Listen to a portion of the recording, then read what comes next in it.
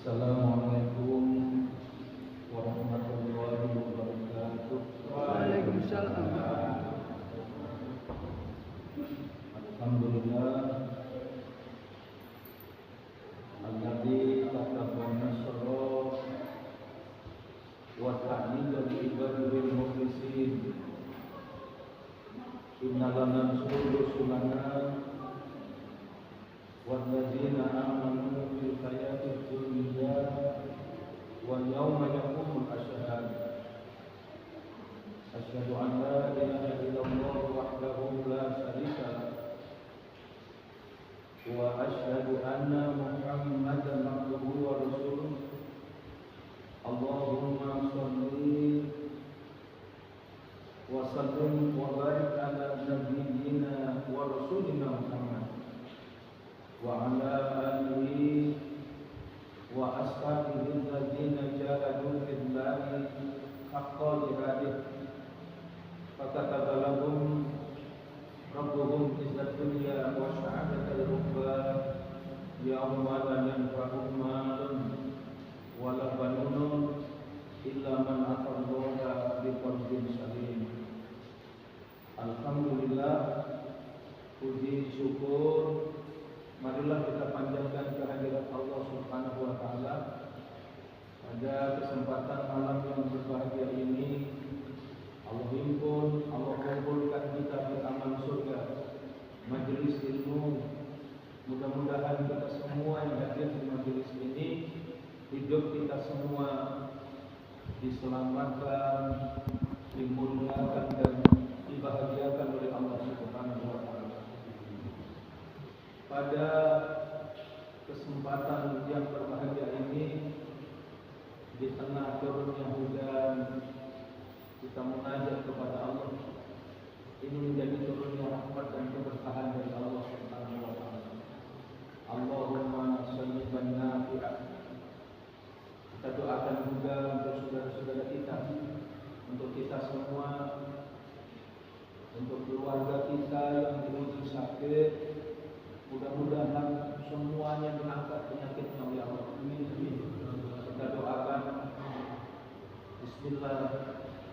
Bismillah wa izzati wa qudrati bi syarri ma ajidu wa uqadir. Bismillahil kabir. Na'udzu billahil azim min syarri irqin na'ami wa min syarrin nas. Bismillahilladzi la yadurru ma'asmihi syai'un fil ardi wa la fis sama' wa huwas samiul alim. Allahumma rabban nas adhibil ba'sa wasfi wa anta safi la shifaan illa shifauka shifaan la yughadiru saqama. Amin ya rabbal alamin. Untuk pertemuan pada kesempatan ini, kita sudah di penghujung bulan Sya'ban, maka mari nampak tilas dari perjalanan puasa di bulan Ramadan yang dilakukan oleh Rasulullah SAW. Dalam catatan sejarah, puasa pertama kali dijalankan oleh Rasulullah SAW, yang dijalankan oleh umat Islam, itu terjadi pada tahun kedua Hijriah. Dan di tahun kedua Hijriah itu ada 4 catatan penting yang menjadi tonggak momentum dibukanya kemenangan oleh Allah Subhanahu wa taala. Pertama, pada pertengahan bulan Rajab di tahun kedua Hijriah, Allah turunkan Al-Quran surat kedua. Suratnya surat Al-Baqarah, ayatnya ayat 144. Catatan kedua, yaitu pada bulan ini, pada bulan Sya'ban, tepatnya pada tanggal 10 Sya'ban di tahun kedua Hijriah, Allah turunkan Al-Quran surat kedua, surat Al-Baqarah, ayatnya ayat 183. yang mensyariatkan kepada kita umat Islam untuk menjalankan Syiyamul Ramadan. Catatan ketiga, tonggak kemenangan yang diberikan oleh Allah adalah sekitar sepekan, sekitar 7 Ramadan di tahun kedua Hijriah, Allah turunkan Al-Quran surat ke-8. Surat ke-8 itu surat Al-Anfal, ayatnya ayat yang ke-65. Dan yang terakhir tanggal 17 Ramadan di tahun kedua Hijriah itu Allah menurunkan Al-Quran surat ke-9. Surat ke-9 itu surat At-Taubah, ayatnya ayat 103. Nah, marilah kita mengkaji ayat demi ayat yang diturunkan oleh Allah ini. Pertama, pertengahan bulan Rajab Allah menurunkan Al-Quran surat kedua, surat Al-Baqarah ayat 144. A'udzubillahi minasyaitonir rajim. Qad nara taqalluba wajhika fis sama'. Falan waliyannaka qiblatan tardaha fawalli wajhaka syatral masjidil haram wa haitsu ma kuntum fawallu wujuhakum syatra. Ayat ini diturunkan oleh Allah adalah untuk menetapkan kiblat sholat.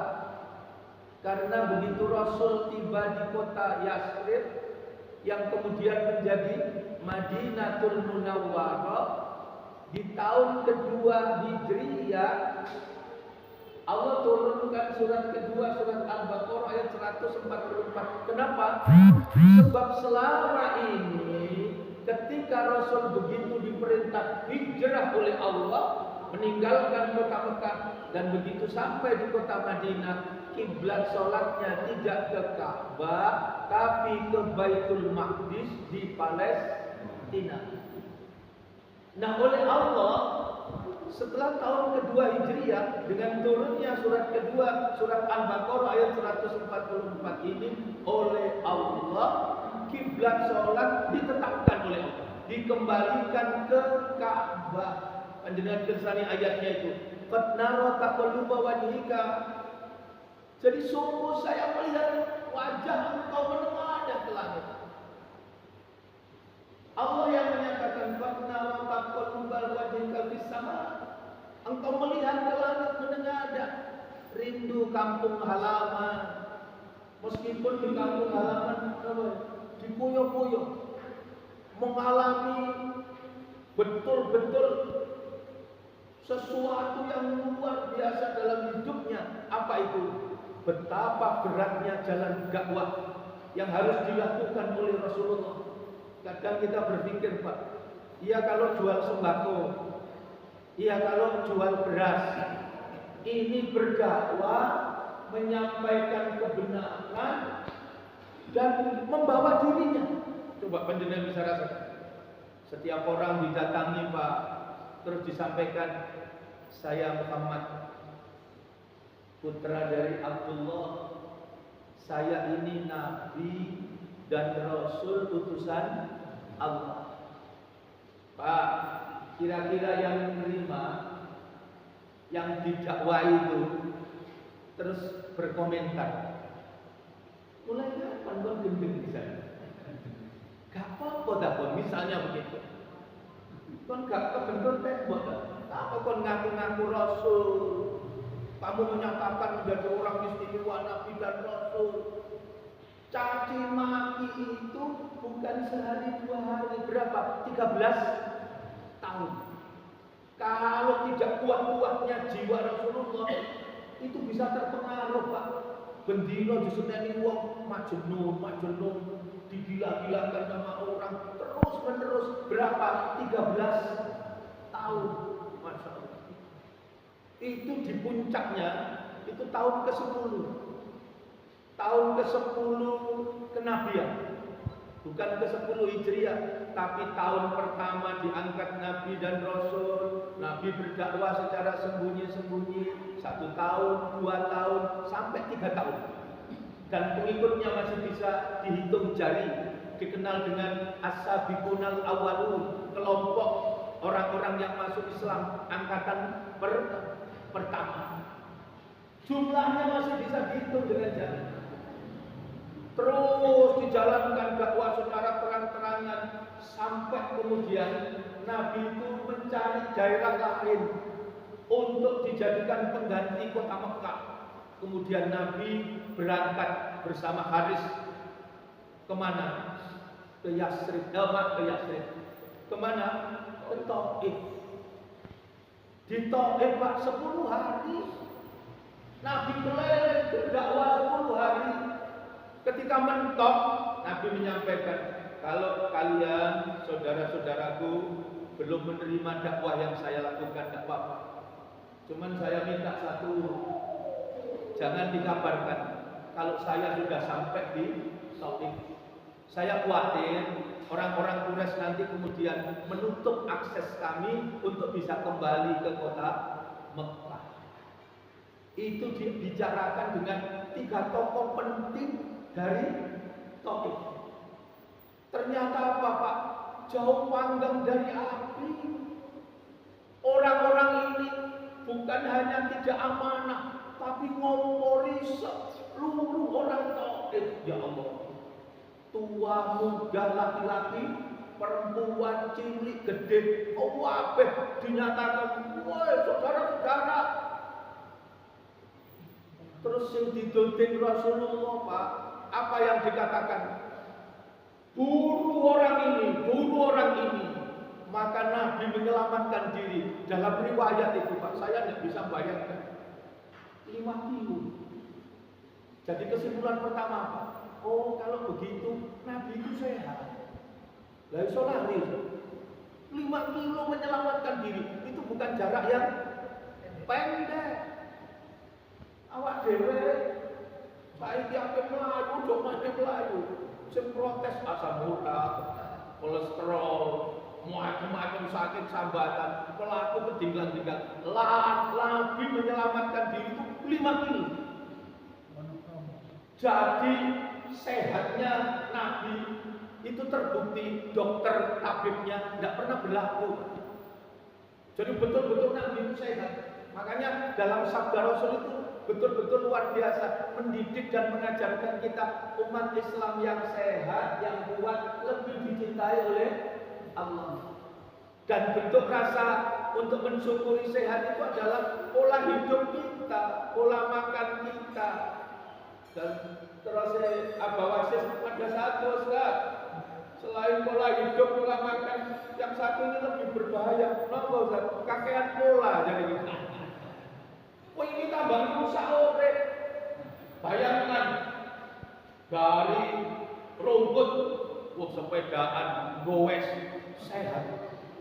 Ke Suramadu, sehat. Tapi begitu turun, ketemu dulure bebek singgih.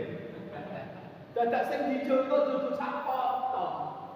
Sing dijogo sak ekor kurang, tambah lagi 1 ekor. Lu ngono jek kurang, menu ketiga Pak 3 ekor. Maka yang terjadi apa? Ketika melampaui batas, Nabi itu mengajarkan jangan makan sebelum lapar. Berhenti makan sebelum kenyang. Oh ini begitu ketemu bebek sinjak 3 ekor, akhirnya sepedanya ganti. Wah ini saya hobi sepeda ya, bawa sepedanya ganti Pak, berangkat naik sepeda, pulang ambulan. Ini yang diajarkan oleh Rasulullah, betapa sepertiga makanan, sepertiga air, sepertiga udara. Maka betul-betul maaf, sepenggal nilai dari ketika Nabi meninggalkan Taif itu menjadi pelajaran berharga bagi kita. Ada contoh, kalau Nabi tidak sehat, maka padahal itu tubuhnya dihujani apa? Batu. Tubuhnya berdarah-darah, bahkan raut mukanya itu berdarah. Dan Nabi berusaha keluar dari Taif untuk selamat, bebas dari kejaran orang-orang Taif itu, sampai di rimbunan tanaman anggur di sebuah kebun yang lebat, buahnya banyak. Nabi bersandar di pepohonan anggur itu, di tengah-tengah merasakan rasa sakit di tubuhnya, kemudian Nabi berdoa.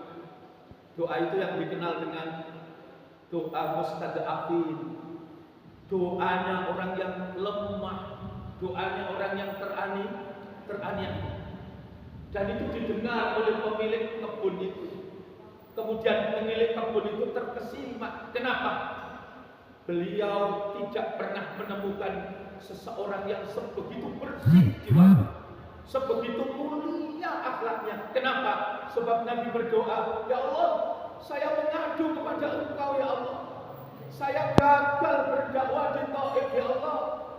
Tubuh saya penuh luka, berdarah-darah, dilimpah batu sama mereka. Muka saya berdarah-darah. Saya gagal berdakwah di Taif. Saya menyadari ya Allah, itu karena kekurang sungguh-sungguhan dalam kami mengemban dakwah itu. Saya ikhlas ya Allah dengan sekujur tubuh yang penuh luka itu. Saya ridho ya Allah, asalkan satu ya Allah, Engkau tidak murka. Jika Engkau kirim kami ke tempat yang lebih dekat dengan Taif, atau tempat yang lebih jauh dari Taif, saya ikhlas, saya ridho ya Allah, saya akan jalankan. Bla bla bla bla, doa itu panjang disampaikan, dimunajatkan Rasul, tapi tidak ada satu kata pun Pak. Untuk apa? Marah, jengkel, dendam kepada orang Taif. Jadi tidak ada satu kalimat, ya Allah saya kebantu wong Taif, ya Allah balas ya Allah, tidak ada. Sehingga pemilik kebun itu takjub. Akhirnya pembantunya dipanggil. Nama pembantunya itu Adas. Adas itu kemudian dipanggil, Adas, tolong ke sini. Begitu Adas mendekat, tolong ya, carikan, petik buah anggur yang paling matang dan berikan kepada orang itu. Itu kata pemilik anggur. Adas kemudian mencari buah yang paling matang, kemudian dibawa ke Rasulullah, dan ketika silakan ini anggur yang sudah matang untuk kalian berdua.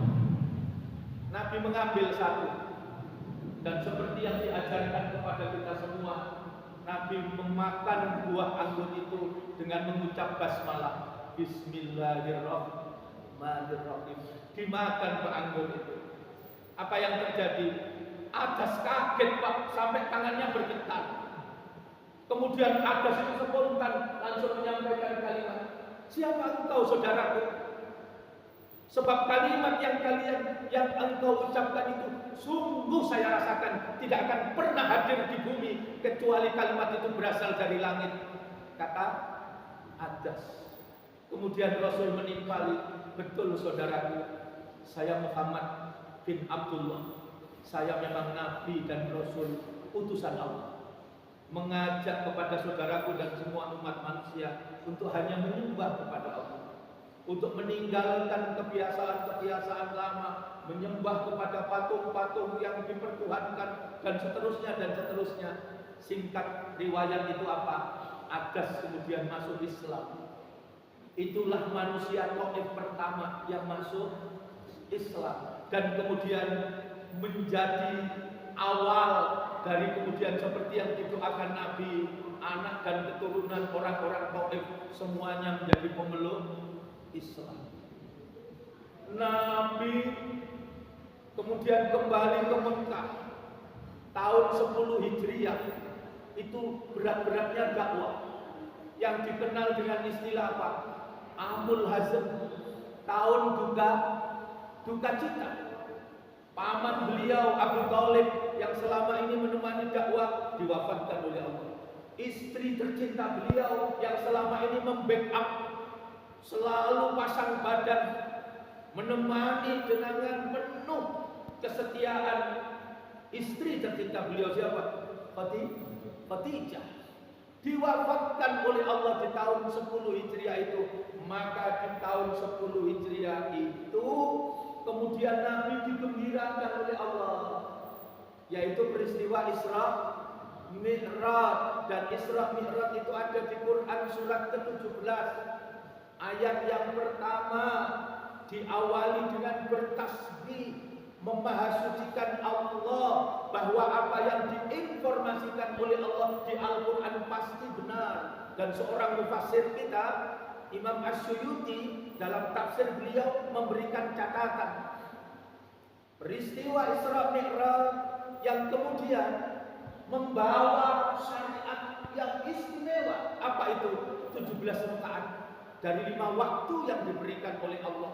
Itulah yang kemudian menjadi ciri keutamaan, keistimewaan, luhur dan tingginya akhlak mulia umat Rasulullah, umat Nabi Muhammad sallallahu alaihi wasallam. 17 rakaat ibadah istimewa yang perintahnya langsung dari Allah lewat peristiwa Isra Mi'raj, dan itu pasti terjadi karena dibenarkan Al-Quran. Panjenengan kalau pirsani di Quran surat ke-17 ini, surat Al-Isra ayat 105 sampai dengan akhir ayat 111, betul-betul Allah tunjukkan kepada kita kebenaran Al-Quran, dan siapa yang hidup dengan petunjuk yang diberikan oleh Allah lewat Al-Quran dijamin oleh Allah hidupnya dimuliakan, hidupnya dibahagiakan oleh Allah. Al-Quran betul-betul mengandung hikmah. Ayat demi ayat diturunkan berangsur-angsur supaya kita bisa mengambil pelajaran demi pelajaran. Dan di ayat itu Allah tegaskan, kita mau percaya Isra Mi'raj, kita mau nurut rukuk dan sujud 17 rakaat dari 5 waktu, atau tidak nurut, monggo. Kalau kita malas untuk sholat, silakan. Satu keluarga kita tidak ada yang sholat, silakan. Tapi di situ ayat jelas, Qul aminu bihi aw la tu'minu. Ayat berapa itu? Surat ke-17 ayat 107. Qul aminu bihi aw la tu'minu. Katakan Muhammad, percaya dengan ayat-ayat Al-Quran, percaya dengan peristiwa Isra Mi'raj, percaya dengan 17 rakaat dari 5 waktu yang aku berikan kepada kalian. Itu dahsyat. Itu investasi yang sangat berharga. Kalian mau percaya, tidak percaya, kalian mau melaksanakan, atau kalian tidak mau melaksanakan, tidak apa-apa. Qul aminu bihi aw la tu'minu. Maka dilanjutkan ayat itu Allah tunjukkan, innal ladzina utul ilma. Sesungguhnya orang-orang yang diberikan hikmah, ilmu oleh Allah. Apa jawabannya?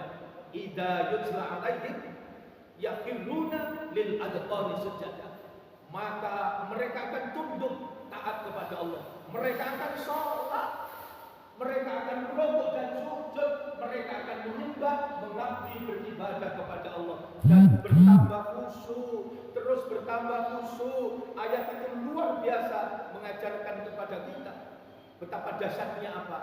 17 rakaat dari 5 waktu yang disediakan oleh Allah. Oleh karena itu di Quran surat ke-17 ini Allah tunjukkan bahwa 17 rakaat ini betul-betul ibadah yang istimewa, yang akan mampu mengantarkan setiap hamba untuk apa? Untuk mulia, ditempatkan di tempat yang terhormat.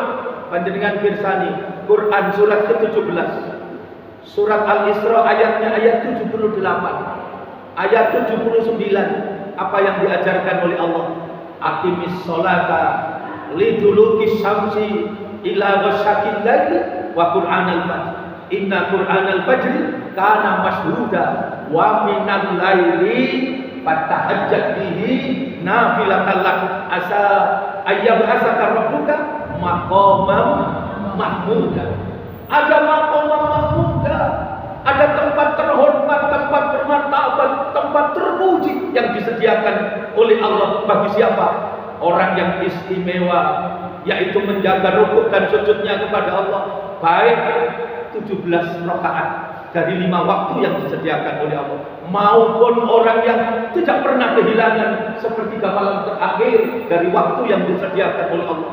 Betul-betul malam dijadikan malam yang hidup untuk ingat Allah, untuk rukuk dan sujud kepada Allah, untuk tilawatil Quran, dan itu kemudian Allah muliakan. Karena itu kemuliaan hidup ditentukan dari kualitas malam. Bahkan Dalam satu riwayat hadis ditunjukkan Allah mengutus malaikat Jibril. Atani Jibril faqala ya Muhammad isma syi'ta fa innaka majidun wa ahbib ma syi'ta fa innaka mufarikun wa amal ma syi'ta fa innaka majzum wa lam anna syarafal mu'minin qiyamuhu billahi wa izzuhu istiqwalu aninnas. Allah mengutus malaikat Jibril, dan malaikat Jibril ini mendekat menghampiri Rasulullah sebagaimana yang diperintahkan oleh Allah, kemudian menyatakan, wahai Muhammad, sampaikan kepada umatmu apa yang disampaikan. Isma syi'ta, hiduplah sesukamu, tapi ingat, fa innaka mayitun, hidup di dunia tidak selamanya, pada saatnya pasti kita akan mati. Yang kedua, wa ahbib man syi'ta, silakan cinta dengan kenikmatan kesenangan hidup di dunia, silakan. Tapi tanpa keteguhan keyakinan kepada Allah, apa yang kita cintai pasti akan berpisah dengan kita. Secinta-cintanya kepada istri kita, tentu ketika meninggal istri kita tidak akan ikut kita. Secinta-cintanya mobil mewah yang kita istimewakan, ketika kita wafat, maka tentu mobil mewah itu tidak akan terbawa ikut serta. Maka wa ahbib man syi'ta, silakan cinta dengan apa saja kesenangan dan kenikmatan dunia, yang pasti tanpa keyakinan dan ketaatan kepada Allah, semua yang kita cintai itu pasti akan berpisah dengan kita. Yang ketiga, wa'mal ma syi'ta, berbuatlah di dunia itu semau kita, silakan. Tapi Allah ingatkan, apapun yang kita lakukan pasti semua akan diminta pertanggungjawaban. Ada resep kemuliaan yang diajarkan oleh Allah. Wa'lam, ketahuilah, anna syarafal mu'minin, sesungguhnya kemuliaan hidup bagi orang yang beriman tandanya dua. Hidup mulia itu tandanya dua. Apa yang pertama? Qiyamuhu billahi, menghidupkan malam. Yang kedua apa? Wa izzuhu istiqbalul aninnas, maka hidup jangan bergantung kepada manusia. Teguhkan keyakinan kepada Allah, rawat dan jaga hidupmu dengan cara apa? Menghidupkan setiap kesempatan malam yang diberikan oleh Allah. Oleh karena itu, sebelum syariat puasa yang Allah tunjukkan kepada kita, yang Allah tarbiyah, yang Allah didik kepada kita apa? Allah mengajarkan kepada kita untuk betul-betul fokus perhatian terhadap apa? Terhadap perintah 17 rakaat dari 5 waktu yang diberikan oleh Allah. Jangan sampai kita salah. Nanti kalau kita ini, menurut Imam As-Suyuti, panjenengan buka ayat pertama surat ke-16. Di surat ke-16 itu Allah ajarkan, ata amrullahi fala tastajilu. Allah yang mengingatkan, sudah datang ketetapan Allah, sudah datang hari kiamat, sudah datang hari kepastian. Kenapa begitu sudah datang? Redaksi ayat Al-Quran itu menggunakan peristiwanya sudah terjadi. Padahal nuwun sewu, kiamatnya sudah terjadi apa belum? Belum. Tapi di ayat ini, Quran surat ke-16, ayat yang pertama, redaksional ayat Al-Quran, ayat yang pertama itu jelas-jelas menunjukkan kiamatnya sudah terjadi. Apa maknanya? Karena memang Allah tidak terikat ruang dan waktu. Yang terikat ruang dan waktu itu hanya kita manusia. Allah yang memiliki ruang dan waktu. Allah yang menciptakan ruang dan waktu. Jadi yaudah heran kalau Nabi Muhammad diperjalankan kurang dari 1 malam. Jangankan kurang dari 1 malam, kurang dari 1 jam juga bisa.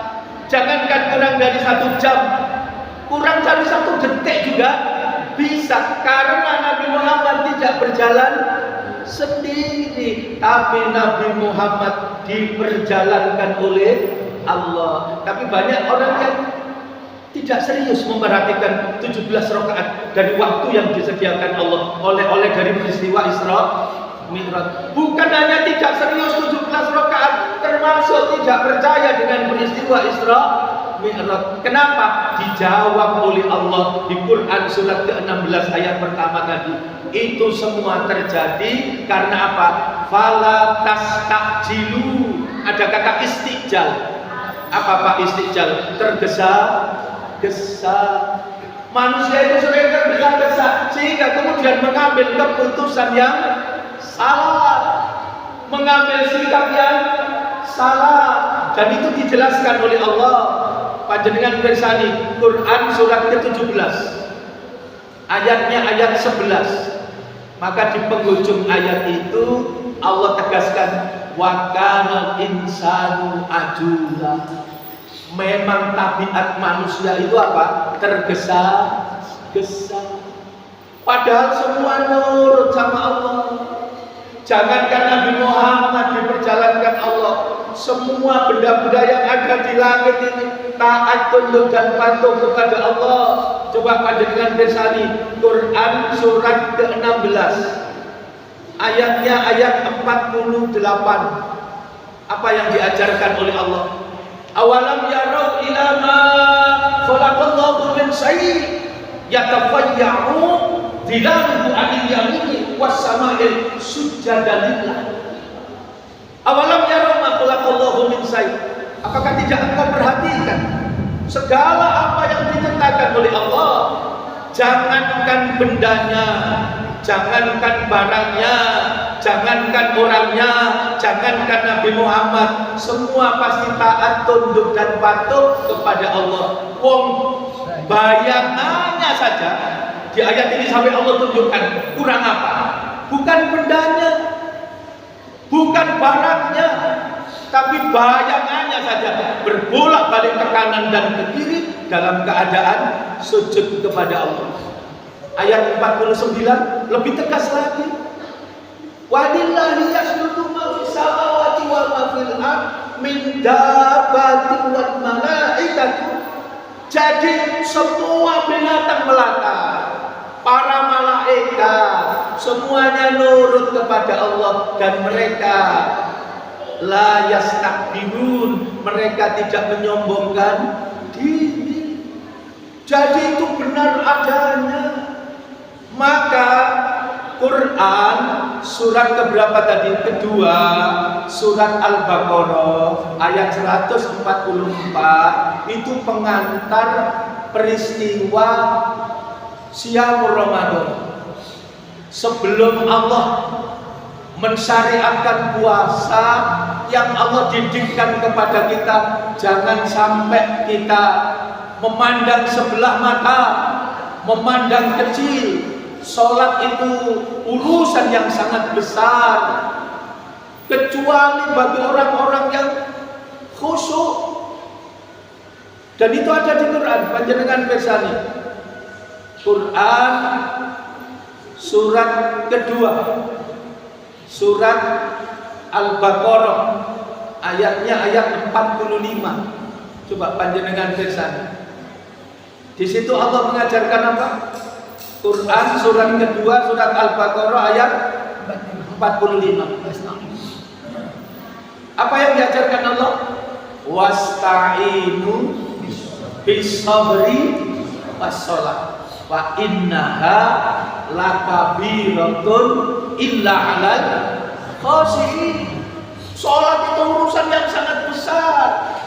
Apa salat urusan yang besar? Yang salatan daiman. Salatan daiman itu bukan salat diam, tapi salat yang betul-betul membawa diri menuju ketenangan dan ketentraman. Yang itu hanya dilakukan bagi siapa? Orang yang dengan penuh keikhlasan menjalankan sholat, sehingga sholat itu membawa dirinya dalam sholat yang penuh kekhusyuan. Bagaimana sholat yang khusyuk? Itu dijelaskan oleh Allah di lanjutan ayat itu, surat ke-46, yaitu alladzina yadunnuna annahum mulaqu rabbihim wa annahum ilaihi raji'un. Panjenengan juga bisa bersani. Jadi di situ orang yang khusyuk itu orang yang betul-betul berharap liqa'ur Rabb. Napa liqa'ur Rabb itu? Bertemu dengan Allah. Maka Rasul menyatakan as-salatu mi'rajul mu'minin. orang-orang yang beriman. Dan orang yang sholatnya khusyuk sadar betul bahwa pada saatnya kita kembali kepada Allah, wa annahum ilaihi raji'un. Panjenengan juga bersani Quran surat kedua, surat Al-Baqarah, ayatnya ayat 153.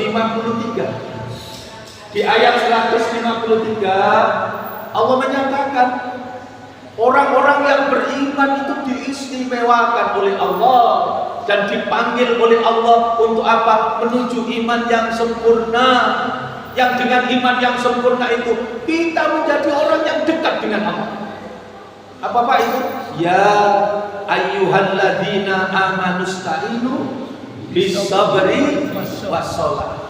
Maka ayat itu dijelaskan, innallaha ma'as sabirin. Jadi Allah mendidik dan mengajarkan kepada kita, orang-orang yang beriman itu disukseskan oleh Allah. Pintu yang disediakan adalah satu, dengan kualitas iman yang sempurna, yaitu kesabaran dan penyerahan diri secara utuh kepada Allah, yaitu dengan rukuk dan sujud kepada Allah.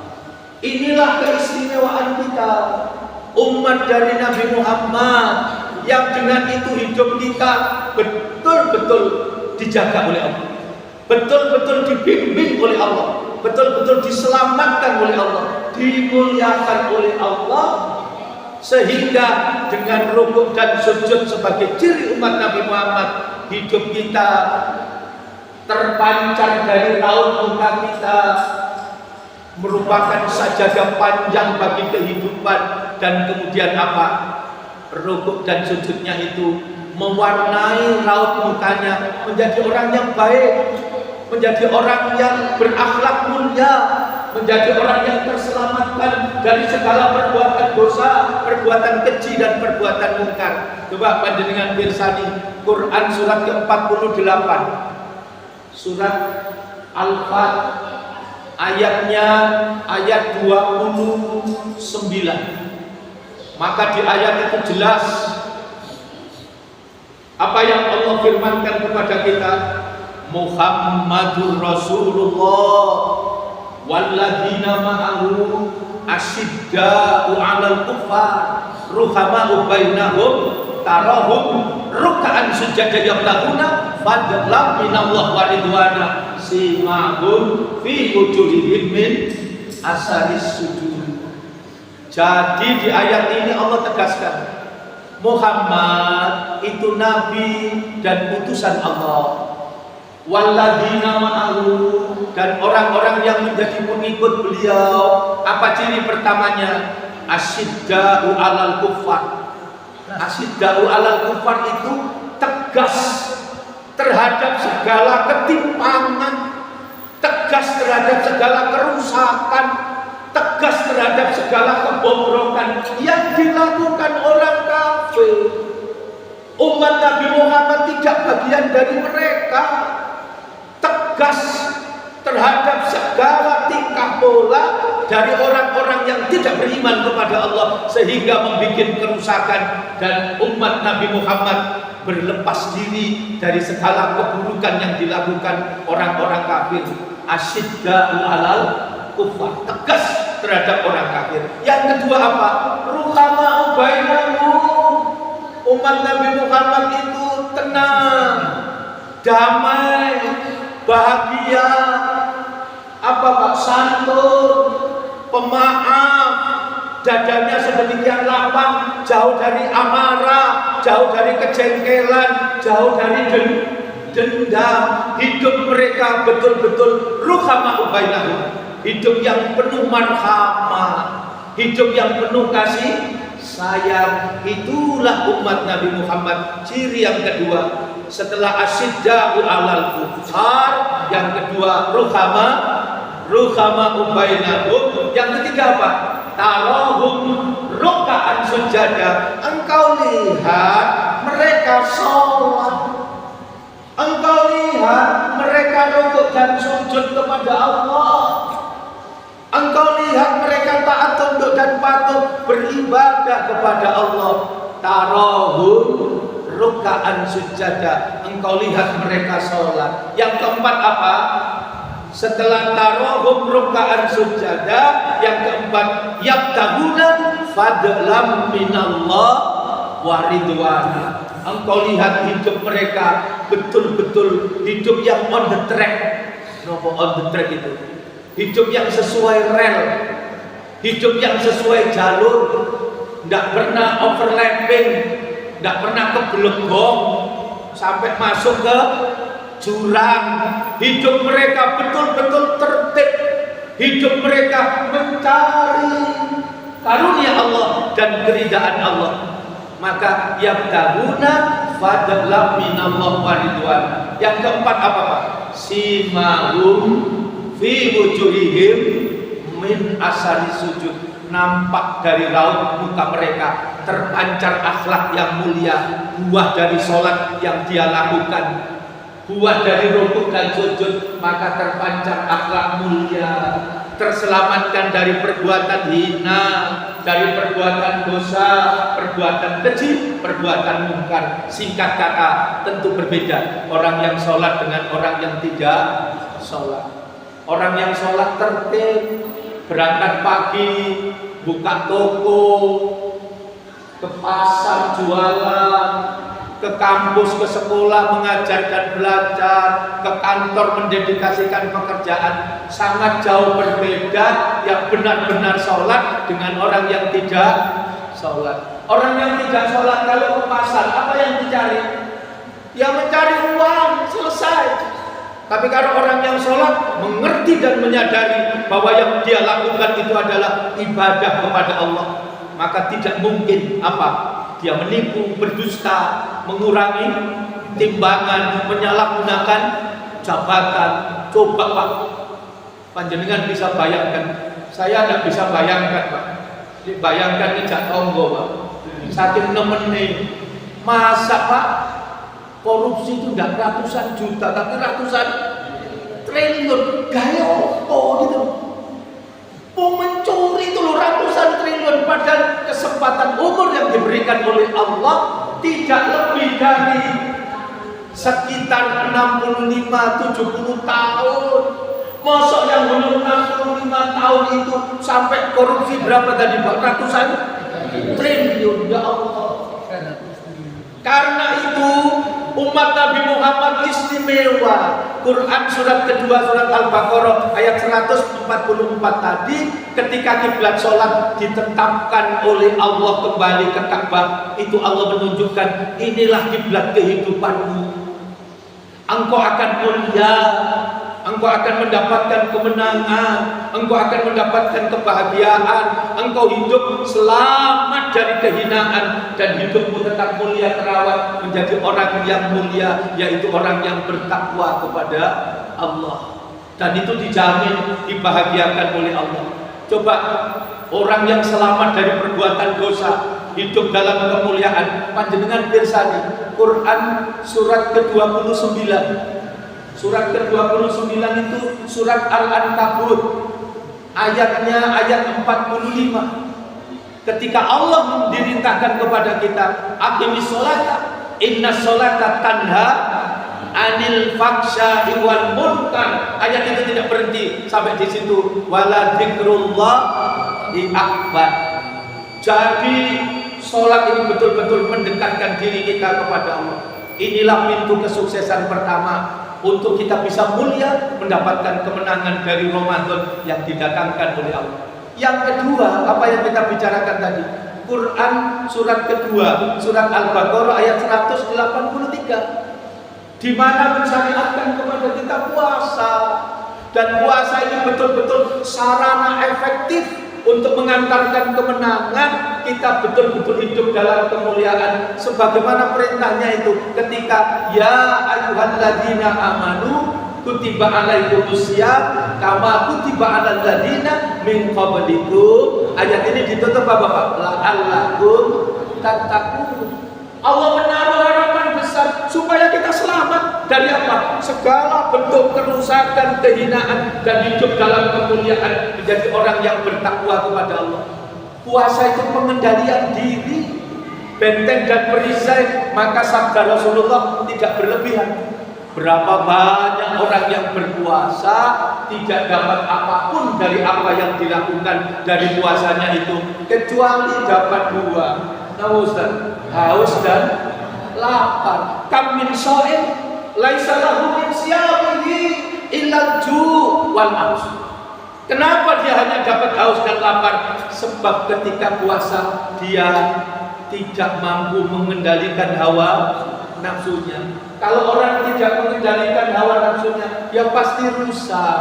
Panjenengan pirsani Quran surat ke-23, surat Al-Mu'minun, ayatnya ayat yang ke-71.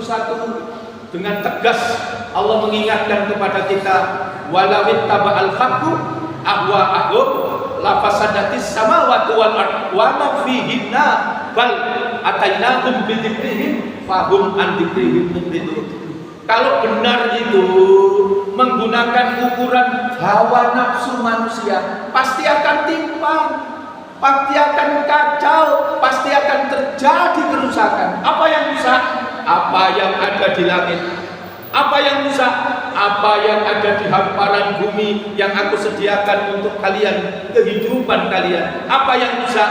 Wa man fihinna, apa saja yang ada di antara keduanya. Padahal di ayat itu dilanjutkan, bal atainahum bidzikrihim. Kalian sudah aku beri Al-Qur'an. Bal atainahum bidzikrihim. Kalian sudah aku beri petunjuk, tapi manusia berpaling dari petunjuk yang aku berikan. Karena itu mudah-mudahan Allah menerima ibadah sholat kita. Allah juga memberikan kesempatan umur yang barokah. Allah berikan kesempatan kita dengan bulan suci Ramadan, dan kemudian kita bisa menjalankan Siyam Ramadan sebagaimana dididik oleh Allah melalui Rasulullah, yaitu puasa yang betul-betul berkualitas, yaitu imanan wa ihtisaban. Nah, yang ketiga, Quran surat ke-8, surat Al-Anfal ayat 65. Ini Allah betul-betul memberikan keteguhan keyakinan. Umat Islam jangan pesimis, jangan kecil hati. Dulu orang-orang Quraisy itu memang kejam, biadab, merasa apa Pak? Orang kaya, orang yang terpandang di masyarakat, statusnya tinggi. Mereka dengan semena-mena menyiksa, membantai pengikut Nabi Muhammad. Bilal bin Rabah diseret di padang pasir yang panas. Ammar bin Yasir, Sumayyah mendapatkan perlakuan keji sedemikian rupa. Dulu, sekarang jangan takut. Meskipun jumlah mereka besar, mereka tidak ada apa-apanya. Maka di ayat itu Allah nyebut jumlah. Ya ayyuhan nabiyyu kharijil mu'minina 'alal qital iyyakum minkum isruna sabiruna yaghlibu mi'atain. Ya Allah. Jadi di ayat ini Allah betul-betul mendidik kepada kita. Ngapunten, bukan menyepelekan jumlah. Jumlah itu juga penting. Tapi ada yang jauh lebih penting, apa itu? Kualitas. Allah mendidik dan mengajarkan kita supaya berkualitas. Beragama itu betul-betul bermutu, berkualitas. Jangan Ramadan itu dijadikan dalil dan alasan untuk bermalas-malasan. Jangan Ramadan itu dijadikan dalil untuk keberangkrutan perusahaan, menurunnya produktivitas, melemahnya etos kerja. Tapi justru puasa di bulan Ramadan menyemangati untuk kita beramal yang terbaik, supaya kita sukses menjawab setiap ujian demi ujian yang diberikan oleh Allah dalam kehidupan kita. Dan yang kedua, ayat ini mengajarkan supaya betul-betul kita ini orang yang menjaga dan merawat iman, sehingga iman kita sempurna, yaitu apa? Kesabaran. Yang dengan sabar itu kita meraih kemenangan. Sampai di ayat itu, surat ke-8 ayat 65, Allah nyebut jumlah. Jika ada orang mukmin, jumlahnya berapa di situ? 20. Yang 20 itu akan mampu mengalahkan berapa? 200 orang-orang kafir yang merasa besar, yang merasa pernah. Sekarang tidak ada apa-apanya. Allah yang menegaskan itu. Bahkan kemudian Allah tegaskan, jika ada umatmu, pengikutmu yang betul-betul sabar, maka jika ada 100 saja akan mampu mengalahkan berapa? 1000 orang kafir. Dan itu terbukti. Perang Badar, umat Islam mendapatkan kemenangan gilang gemilang. Kenapa? Sebab ketika melangkah mereka dengan pasti, tertib dan teratur. Ketika ditanya, kenapa sampai berpayah-payah mau berjuang, mau berperang? Jawabannya tegas, saya berjuang karena menegakkan kalimat Allah. Saya berjuang karena membela kebenaran. Sementara orang kafir, jawabannya di penghujung ayat itu, surat ke-8 ayat 65 itu. Apa jawabannya? Mereka jadi lemah disebabkan bi'annahum qaumul la yaqawun. Sebab orang kafir itu ketika hidup tidak punya orientasi. Mereka tidak ngerti, mereka sibuk, mereka repot, mereka mengumpulkan harta, maka bukan hartanya yang menjaga dirinya, tapi yang dirinya direpotkan oleh hartanya. Ketika maju ke medan perang berpayah-payah, membawa bekal dan segala perlengkapan yang begitu banyak, tapi kalah. Kenapa? Sebab dia lemah. Ditanya, kenapa sampai berperang? Apa jawabannya? Bi annahum qaumul la yaqawun. Mereka tidak ngerti dengan apa yang dia lakukan, sehingga dia dengan mudah bisa dikalahkan. Menurut ilmu modern, dokter-dokter jiwa, para psikiater, ngapunten, itu memberikan pernyataan yang cukup mengejutkan. Setiap ceramah kalau saya sampaikan saya wedi, Pak. Kenapa? Kesimpulannya rodok medeni. Katanya para psikiater di Semarang itu membuat kesimpulan yang mosok cip nemeni gitu. Apa kesimpulannya? 1 dari 5 orang Indonesia itu mengalami gangguan jiwa. Lho lah medeni, Pak. Dihitung jiro lupatmo, ayo sopo. Jiro lupatmo, ayo sopo. 1 dari 5 orang Indonesia cek kebacut deh, Pak. 1 dari 5 mengalami gangguan jiwa. Bukan gila, bukan gendeng, tapi mereka tidak bisa memaknai dari apa yang mereka lakukan. Di tengah banyak orang merasa sendiri. Di tengah-tengah orang merasa sukses, merasa berarti, merasa bermakna hidupnya. Apa yang dilakukan tidak ada yang sia-sia. Dia ngelokro dewe, merasa menjadi orang yang gagal, merasa menjadi orang yang menderita, nomor 1 sak kecamatan. Jadi semua yang dilakukan dianggap tidak bermakna. Padahal seorang ayah, seorang ibu yang direpotkan, digoda oleh anaknya, dia ikhlas dan ridho, maka Allah muliakan, Allah bukakan pintu kemuliaan, dengannya Allah berikan surga. Tidak ada yang sia-sia. Semua yang dilakukan jeripaya kita ini tidak ada yang cek kosong. Itulah yang diajarkan oleh Allah. Maka peristiwa-peristiwa besar, kemenangan-kemenangan hebat itu justru terjadi di bulan Ramadan. Itu pintu kemenangan yang ketiga. Quran surat ke-8 surat Al-An'am ayat berapa tadi? 65. Terakhir, pintu kemenangan yang membawa kesuksesan kita itu Quran surat ke-9 surat At-Taubah, ayatnya ayat 103. Diturunkan tanggal 17 Ramadan di tahun kedua Hijriah. Turun surat ke berapa tadi? Ke-9 surat At-Taubah, ayatnya ayat 103. Qul min amwalihim shadaqatan tutahhiruhum wa tuzakkihim. Inilah jalan kemuliaan dan kemenangan yang disediakan oleh Allah, di mana Allah menurunkan syariat yang dinamakan sedekah.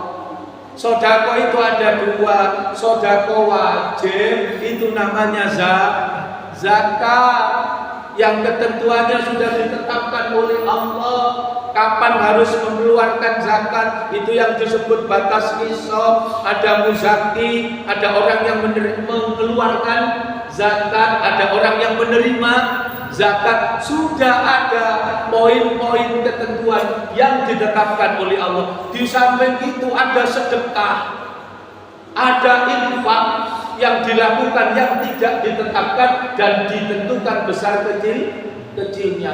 Itu yang membuat kita mulia. Maka panjenengan pirsani Quran, coba surat di Al-Quran itu ada di surat Al-Lail. Al-Lail itu surat keberapa? 92. Nah, ketika Allah menyatakan wal-laili idza yaghsha wan nahari idza tajalla wa ma khalaqad dzakara wal unsa, ayat yang berikutnya apa? Inna sa'yakum lasatta. Allah betul-betul menasihati kita dengan malam. Malam ini nasihat berharga. Ini malam keberapa di umur kita? Sudah berapa malam kesempatan yang diberikan oleh Allah kepada kita? Apakah malam ini mengantarkan kita menuju kemuliaan atau sebaliknya? Malam ini datang dan berlalu tanpa makna. Ada yang datang dan berlalu dengan datangnya malam bertambah dosa. Ada yang begitu malam tiba, kemuliaan dan ketaatan semakin bertambah. Allah nasihati kita dengan malam. Berikutnya Allah nasihati dengan siang. Wan nahari idza tajalla. Berikutnya wa ma khalaqad dzakara wal unsa. Singkat, keterbatasan waktu. Yang keempat, inna sa'yakum lasatta. Sungguh yang kita usahakan berbeda-beda. Kita sibuk di dunia, nun sewu. Nanti itu cuma dikelompokkan Allah dua. Kelompok yang sukses, yang menang, yang beruntung, yang bahagia siapa? Aqo, wataqo, wasaddaqa bil husna. Yang rugi siapa? Yang gagal? Bakhila, wastagna, wa kadzdzaba bil husna. Itu ada di surat Al-Lail. Dua kelompok ini yang beruntung, yang menang, yang sukses itu adalah aktor. Apa aktor? Dermawan, orang yang suka memberi. Wataqo, orang yang memilih jalan kemuliaan, yang taat, yang bersyukur, yang ingat Allah. Wasaddaqa bil husna, membenarkan adanya balasan perbuatan yang baik, maka hidupnya diisi dengan kebaikan. Yang rugi bakhila, yang bakhil, yang kikir, wastagna, seolah-olah bahagia itu hanya di dunia. Orang mantan datang DP minta tolong, dibantu, ya tidak dibantu. Jangankan orang minta tolong, orang yang berjasa kepada dirinya saja dia lupakan. Jangankan orang yang berjasa kepada dirinya, Allah yang memberikan rezeki kepadanya, itu pun dia lupakan. Saking sibuknya mencari harta, lupa kepada yang memberi harta, lupa rukuk dan sujud kepada Allah. Mudah-mudahan umur kita ini barokah. Allah anugerahkan kepada kita keluarga yang diberkahi Allah, harta yang diberkahi Allah. Allah memberikan payung rahmat untuk hidup dan kehidupan kita. Anak cucu kita diselamatkan oleh Allah Subhanahu wa Ta'ala, dibimbing, dijaga dan ditolong oleh Allah. Cita-cita kemuliaannya diijabah oleh Allah. Dibahagiakanlah hidup kita semua, bahagia dalam kehidupan di dunia sampai dengan kehidupan di akhirat. Ini saja yang dapat saya sampaikan. Agak panjang lebih waktu, mohon maaf. Mudah-mudahan apa yang kita bicarakan juga ini hidayah dari Allah. Saya tidak tahu hidayah Allah diberikan kepada siapa, tapi mari kita munajat kepada Allah supaya keluar dari majelis ini kita lebih dekat kepada Allah, lebih cinta dan lebih takut kepada Allah Subhanahu wa Ta'ala. A'udzubillahi minasyaitonir rajim. Allahumma ja'al awwala hadza yauma salata wa awsatuhu falaka wa akhiruhu najata wa as'aluka khairat dunya wal akhirah. Ya hayyu ya qayyum bi rahmatika astaghits aslih li sam'i kullahu wa la taqilni ila nafsi tarfata aini. Rabbana atina fid dunya hasanah wa fil akhirati hasanah wa qina adzabannar walhamdulillahi rabbil alamin. Terima kasih atas segala perhatian. Mohon maaf atas segala kekurangan. Subhanakallahumma wa bihamdika asyhadu an la ilaha illa anta astaghfiruka wa atubu ilaik. Assalamualaikum warahmatullahi wabarakatuh. Waalaikumsalam.